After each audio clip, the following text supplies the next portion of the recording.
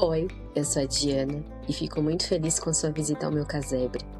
O espaço é simples, mas quando acendemos o candeeiro, as ideias ganham vida.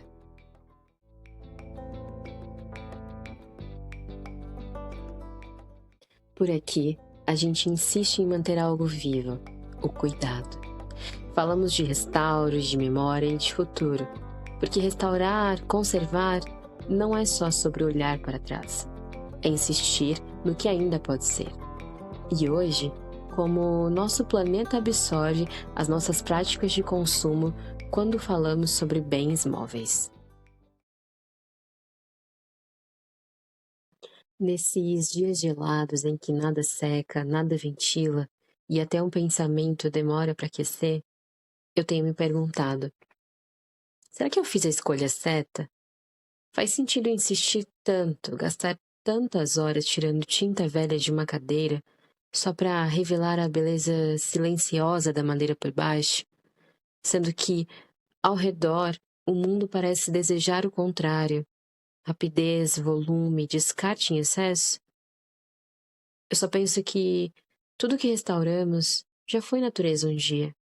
Madeira de séculos atrás, mármore arrancado de montanhas, pigmentos minerais, metais, conchas moídas, ossos transformados em pequenos itens, couro curtido à mão. Tudo isso já foi árvore, pedra, animais. Nossa natureza se materializou no nosso patrimônio e agora o patrimônio virou nossa responsabilidade. Cuidar de um bem antigo é também uma forma de preservar aquilo que já não se faz mais. Técnicas manuais, encaixes bem pensados, materiais sólidos como madeira maciça que hoje se tornaram raros ou extintos. Proteger o que a natureza levou décadas, às vezes séculos e milênios para produzir, como o crescimento lento de uma árvore dada como nobre. E o que me pega é o contraste de tudo isso. O consumo atual gira em torno da pressa e da substituição. No artigo de 2020, a CNN trouxe que o Brasil perde cerca de 14 bilhões de reais por ano com a falta de reciclagem adequada do lixo. Fora as 12 milhões de toneladas de resíduos sólidos, ou seja, aquele lixo do dia a dia, e aqui podemos incluir madeira, metais antigos e objetos que hoje têm uma alta rotatividade. A reciclagem adequada desses resíduos poderia gerar dinheiro e emprego, mas eles acabam sendo descartados no meio ambiente. E pasmem, gente, por ano são gerados quase 80 milhões de toneladas de lixo, mas apenas 4% dessas são recicladas, ou seja, cerca de 3,2 milhões de 80 milhões de toneladas. E ainda tem mais: móveis modernos, feitos com MDF ou compensados, liberam formaldeído, aquele gás tóxico que vai se acumulando em casa, no corpo de quem o maneja, no ar. Bom, esse é um assunto complexo e tem muito mais profundidade do que é possível retratar nesse episódio. Por isso, eu te incentivo a pesquisar mais sobre também. Só que hoje eu quero focar em como o que geralmente passa pela mão do conservador, do restaurador, foi feito para durar. E eu vou falar mais de mobiliário, porque é o que eu tô mais familiarizada. Por exemplo, a cadeira que eu tô restaurando aqui do lado é de embuia. Tem quase 60 anos. Já foi reformada umas 3 vezes. E ainda assim, está firme, segura, pronta para seguir mais 6 décadas sem perder o fôlego. É isso. É isso que eu chamo de rastro físico da natureza. É nisso que eu estava pensando. O restauro pode começar antes mesmo do cliente. Ele começa numa caçamba, por exemplo, numa calçada, no monte de lixo, no meio da rua. É comum entre nós andar de olho em entulho. Quando achamos um pedaço de algo antigo jogado no meio do cimento quebrado, é como encontrar uma relíquia.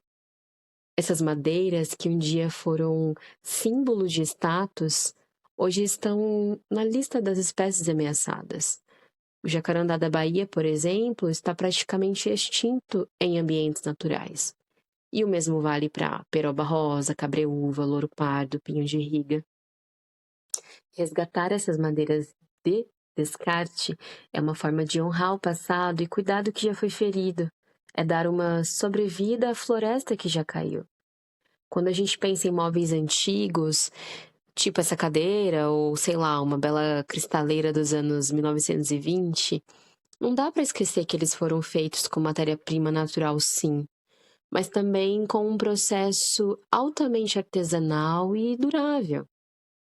O que eu estou falando é: a madeira era maciça, extraída de florestas ainda abundantes, de árvores centenárias, cortadas manualmente, serradas em tábuas grossas e secas naturalmente, por meses, às vezes anos. A estrutura de uma cristaleira era encaixada, não era pregada ou colada. Usava-se cavilhas, espigas, juntas com encaixe macho e fêmea. O acabamento era feito em goma laca, resina natural diluída em álcool, aplicada à mão, camada por camada, polida, encerada com uma boneca. Nada de solventes extremamente agressivos. Sim, esse móvel custava caro, mas era feito para durar uma vida, ou duas, ou três, já que ainda está por aqui. E uma coisa curiosa sobre cristaleiras: elas surgiram no século XVII, a partir de uma encomenda feita por Maria I da Inglaterra, também conhecida como Maria Tudor, que pediu aos seus artesãos um móvel capaz de guardar suas louças vindas da Holanda. Ela queria algo que expressasse todo o luxo e requinte vivido pela coroa britânica naquele momento. A partir daí, a cristaleira deixou de ser apenas um móvel, virou símbolo de poder, vitrine de memória familiar. Guardava a melhor louça, o copo herdado, mas podia guardar também um retrato de batizado ou de casamento. Restaurar uma peça dessas não é apenas reviver a madeira, é reconectar uma linhagem de gestos e significados que atravessou décadas. Agora, olha o que acontece hoje. Como a gente já falou hoje, a maior parte dos móveis é feita de MDF ou até mesmo MDP compensado, que não são madeiras maciças, mas resíduos triturados com uma cola bem forte. E para imitar a madeira, colam-se lâminas sintéticas. O nome técnico é papel melamínico, mas conhecemos como fórmica mesmo. E o acabamento costuma levar tintas PU, vernizes à base de petróleo e resinas que, como dissemos também, liberam vapores nocivos durante a aplicação e o uso. Além disso, todo o processo é pensado para baratear e acelerar. A secagem da chapa é artificial, o corte é feito em série, o design é otimizado para empilhar no caminhão e ficar fácil de carregar, para caber desmontado numa caixa de papelão. E o resultado? Móveis com uma vida útil curta, que entortam com pouca umidade, descascam com o uso e não podem ser verdadeiramente consertados. Tudo isso porque a lógica do fast fashion não ficou só na moda. Ela contaminou a forma como consumimos tudo, inclusive móveis. Queremos coisas baratas, bonitas e para ontem. O que é rápido muitas vezes não é reparável, e o que não pode ser reparado vira lixo. E aí entra o que para mim é uma contradição. As indústrias antigas derrubavam árvores, sim.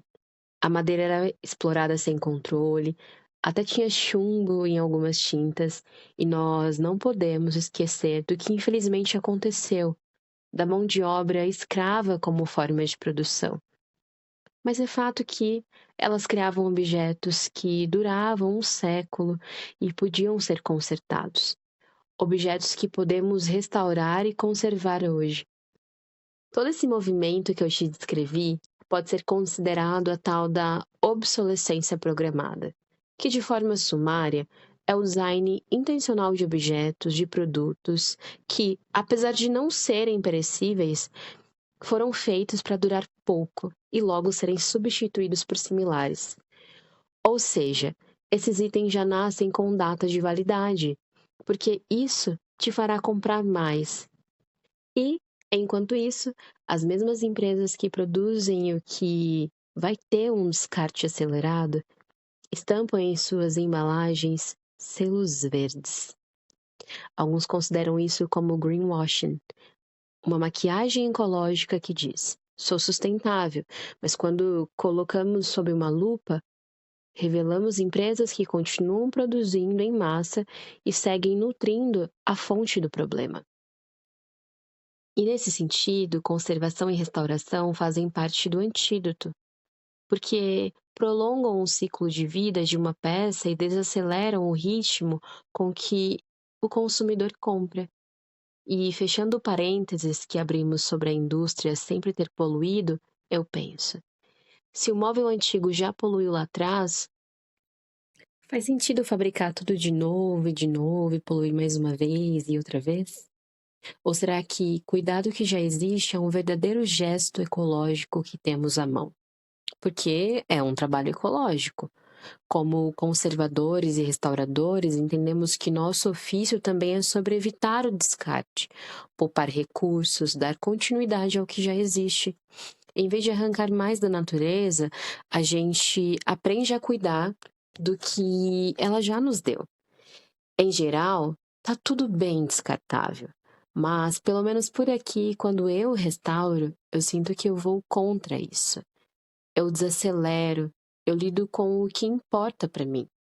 E quando tocamos um objeto com calma, indo devagar como ele, nós resistimos. Resistimos ao ritmo insano, à lógica da produtividade constante, à exaustão. Cuidar de verdade exige tempo, e aceitar esse tempo é também uma recusa. Uma recusa em aderir à vida como performance o tempo inteiro.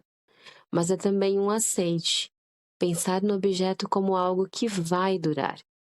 Vai estar aqui quando nós não estivermos. Vai fazer bem para alguém. Vai ser uma continuidade. Acredito que eu me sinta assim porque eu não quero ser descartável. O significado das coisas tem peso para mim.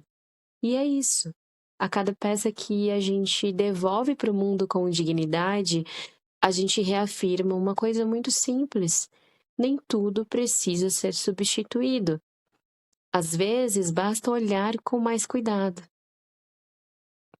Você já ouviu falar na Ellen MacArthur Foundation?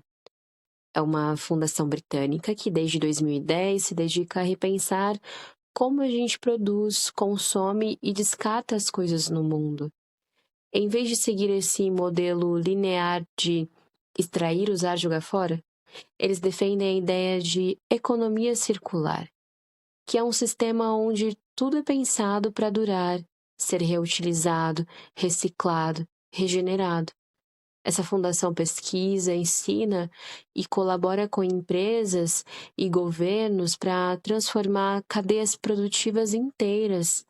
E um dos focos mais conhecidos deles é o combate ao desperdício de plástico. Mas a atuação vai muito além disso. Eles falam de moda, construção, alimentos, móveis, tudo. O trabalho deles é basicamente mostrar que o lixo, na verdade, é um erro de projeto e que dá para fazer diferente. Segundo a própria fundação, esse modelo atual de economia é insustentável até 2050, tanto pelos recursos esgotáveis quanto pelas emissões crescentes. E uau, todo esse episódio é baseado na neura de não conseguir mais trabalhar restaurando. Mas quem estuda economia diz que o futuro é circular. E adivinha quem já trabalha com economia circular há tempos? Isso aí, restauradores e conservadores. Então, sim, faz sentido restaurar. Quando se considera desde o início de um projeto que uma peça pode acabar no lixo, que inevitavelmente voltará à natureza, só que como descarte, quem concebe a ideia pode pensar em formas mais conscientes de conduzir esse ciclo, reduzindo a necessidade de novas extrações, fábricas, plásticos e desmatamento. Aqui no Brasil, iniciativas como o Instituto Acatu e o Movimento Lixo Zero também reforçam essa urgência. pensar no fim das coisas, só que desde o início. E o restauro se encaixa como uma luva nisso. Ele é a ponta que costura o passado e o futuro sem criar mais buracos no nosso presente. O que, antes de tudo, é uma escolha ética com o objeto, com a natureza, com quem executa o trabalho e com quem habita esse planeta. E nós que exercemos esses ofícios, podemos fazer nossa parte de maneira prática. Que tal você que está aí me escutando?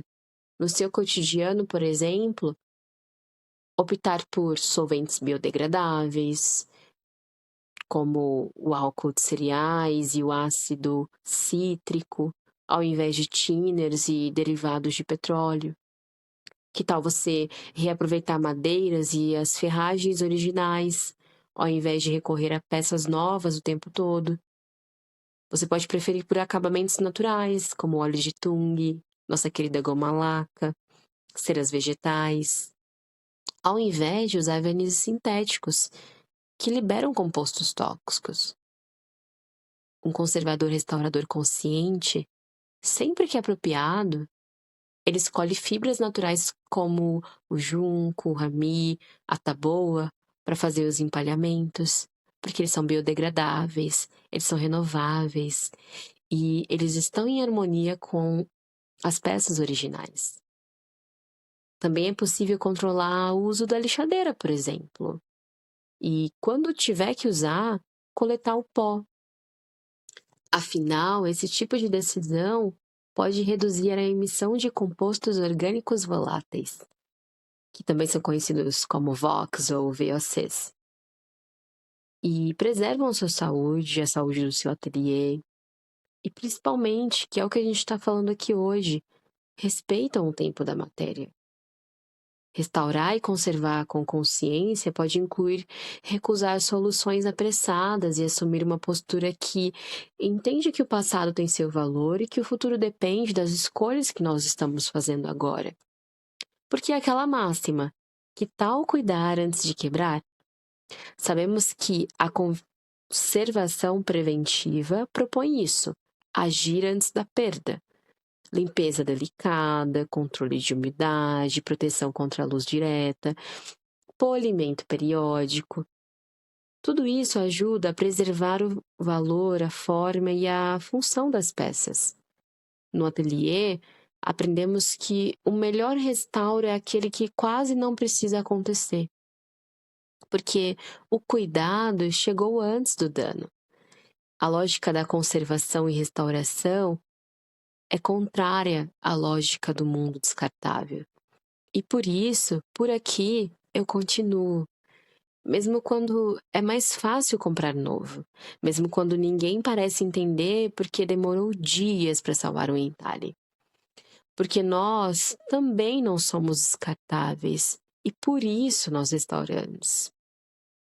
E a educação patrimonial é uma aliada nessa mudança de mentalidade. Por isso, sempre que possível, eduque o seu consumidor. Seu cliente também precisa de informação. Em alguns países, a educação patrimonial já integra o currículo escolar ou é amplamente divulgada para que a população tenha acesso. As crianças aprendem desde cedo que respeitar o patrimônio histórico, a identificar bens culturais e até compreender o valor do restauro e da conservação. E aqui no Brasil, ela ainda é tímida, mas está crescendo. E a Carta de Ouro Preto, datada de 1997, por exemplo, já defendia a inclusão da educação patrimonial como política pública nas escolas, museus, instituições. E desde lá, os intelectuais imersos nessas questões já entendiam a importância de plantar o futuro desde cedo. Mas, já que isso ainda não aconteceu, vamos fazer a nossa parte, porque tem algo no manual, no feito à mão, que está voltando a ser importante para as pessoas. Mais do que um retorno às técnicas antigas, mais do que nostalgia, mais do que a busca pelo significado. Essas técnicas ajudam o planeta. O futuro pode até ser tecnológico, mas que nossas mãos possam continuar firmes no que é considerado passado. Que a gente seja tão resistente quanto as nossas preciosas antiguidades.